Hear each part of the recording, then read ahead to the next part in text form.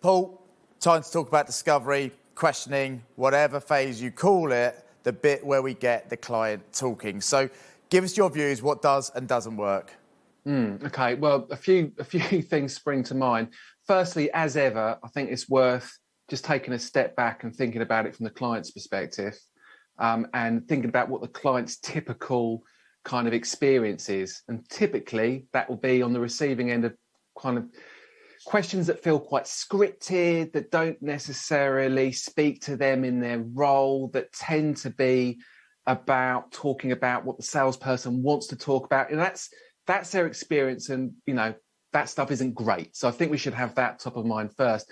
I think what great looks like when it comes to questioning is having questions that speak to that individual in their role, because that's who they care about, right? That's who they worry about, themselves in their role, achieving the things that they need to achieve. So that's something that we should have top of mind. Yep.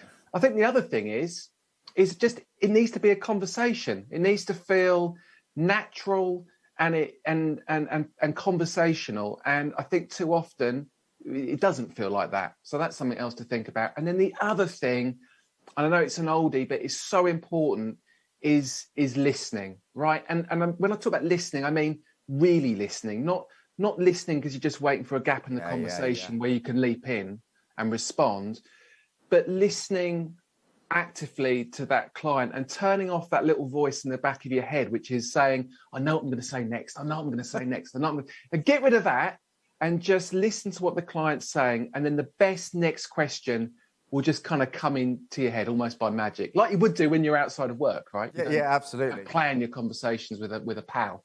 What would you say is the purpose of the questioning process? Because it's all good and well to ask questions. We know we're meant to, but why? Where are you trying to get to? Well, I think the prospect start point is probably, consciously or otherwise, their start point is probably, I don't particularly want to do anything differently, right? I don't want to do anything different.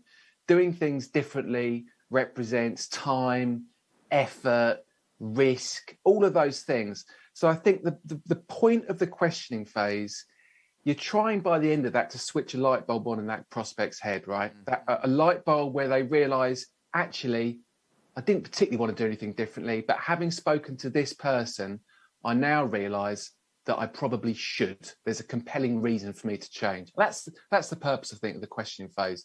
Love it. Thank you so much, Paul. Great speaking.